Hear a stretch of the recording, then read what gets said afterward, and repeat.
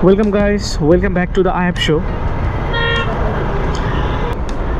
গতকালকে আমরা কক্সবাজার ছিলাম, আজকে আমরা যাচ্ছি রামুতে। কক্সবাজার থেকে রামু খুব বেশি দূর না, আর যেহেতু আমরা বাইকে আছি সো আমাদের তো দূরত্ব কোনো ব্যাপারই না, আমরা ইজিলি মুভ করতে পারতেছি। রামুতে আমরা ঘুরবো, আর যেহেতু দুপুরে যাচ্ছি সো লাঞ্চ আমরা রামুতেই করব এবং আপনাদেরকে দেখানোর চেষ্টা করব যে রামুতে দেখার মতো কি কি আছে।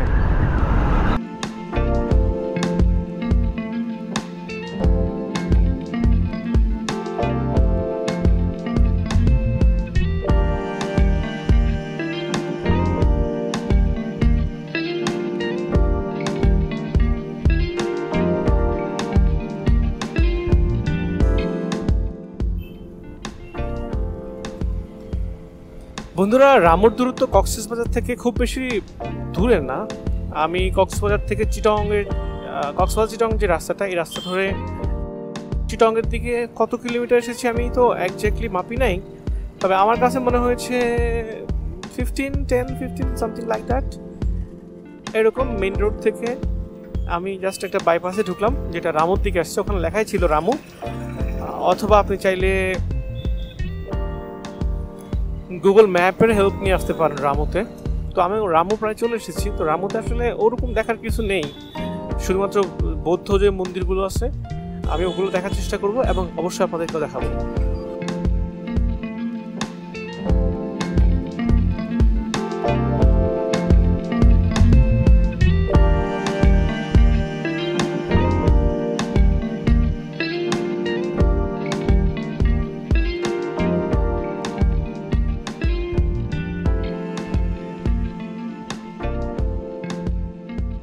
বন্ধুরা, এটি হচ্ছে রামু কেন্দ্রীয় সীমা বিহার।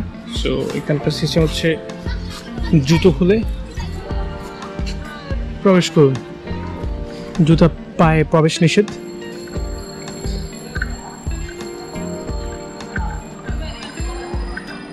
এটা খুবই নিট অ্যান্ড ক্লিন।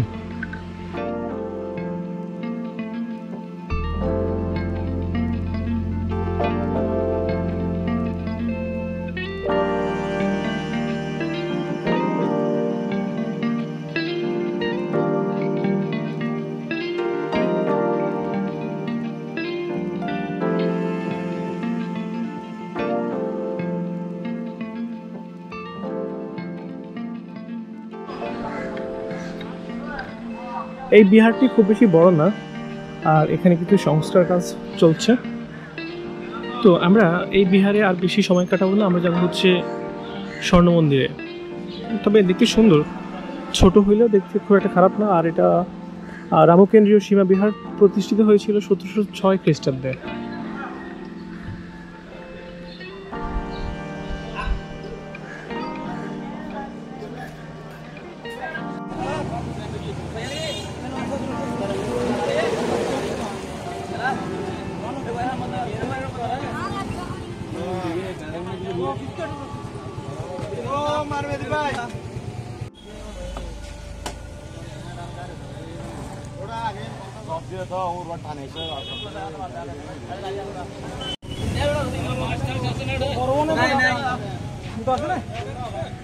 আমরা সেন্ট্রাল সীমা বিহার থেকে 100 ফিট যে মন্দিরটি আছে ওই মন্দির যাচ্ছিলাম।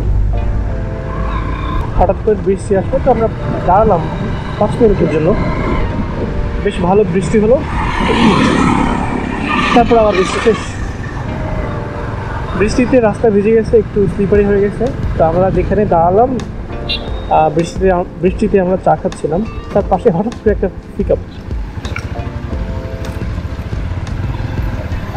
পিকআপ এসে হার্ড ব্রেক করলো, আর রাস্তা স্লিপারি হওয়ার কারণে সে উল্টে গেল।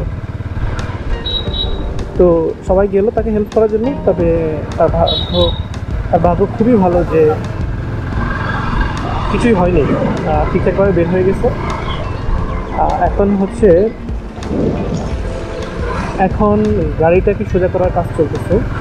যাই হোক বন্ধুরা, রাস্তায় যে কোনো কিছু ঘটতে পারে, তার জন্য আমাদেরকে নিরাপদে লিমিটেড স্পিডে গাড়ি চালানো উচিত। আমি সবসময় বলি আমরা এখন যাব 100 ফিট মন্দিরে। এটা হচ্ছে ভুবন শান্তি 100 ফিট সিংহসজ্জা গৌতম বুদ্ধ মন্দির, বিশাল বড় নাম।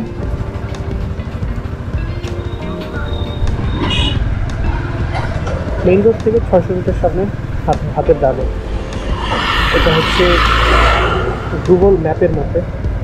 এই মন্দিরটা খুবই বিখ্যাত। আপনারা গৌতম বুদ্ধের যে মানে শুয়ে থাকা অবস্থায় যে মন্দিরটা দেখেন, এটাই হচ্ছে সেটা। যদি ঢুকতে দেয়, যেহেতু আপনারা অলরেডি এক্সপিরিয়েন্স করেছেন, যারা আমার ব্লগগুলো দিয়ে দেখছেন যে করোনার কারণে অনেক জায়গায় যাওয়া যাচ্ছে না, তো যদি ধরনের রেস্ট্রিকশন না থাকে তাহলে আমি দেখার চেষ্টা করবো আপনাদেরকে। 100 ফিট গৌতম বুদ্ধের মন্দিরটা।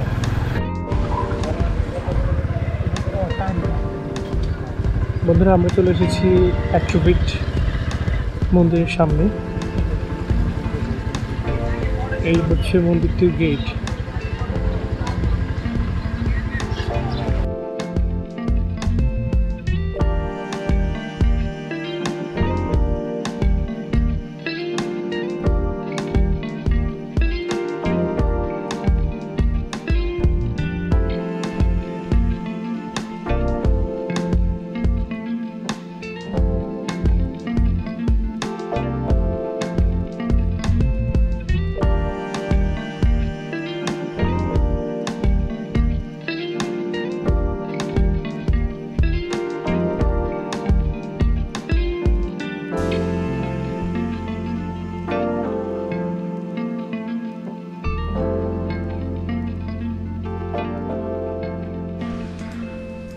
বন্ধুরা, আমরা অনেকগুলো সিঁড়ি পার করে চলে এসেছি বুদ্ধের 100 ফিটের যেই মন্দিরটি, তার ঠিক সামনেই।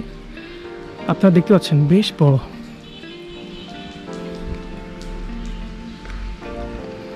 বেশ বড় এবং সুন্দর বটে। চলুন আমরা এই মন্দিরটিকে আরেকটু কাছ থেকে দেখার চেষ্টা করি।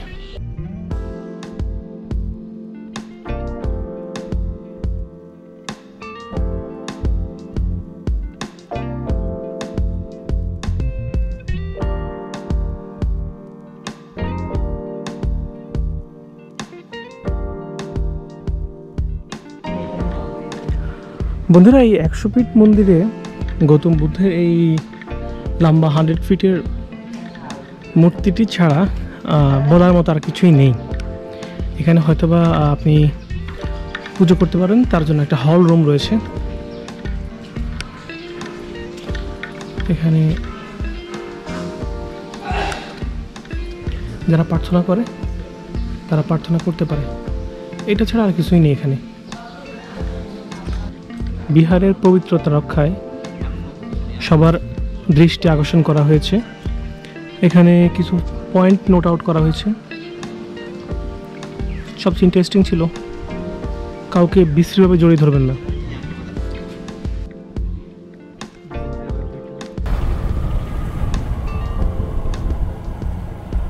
So guys, that's all from Ramo Buddhist Monastery. Thank you for watching. See you in the next vlog.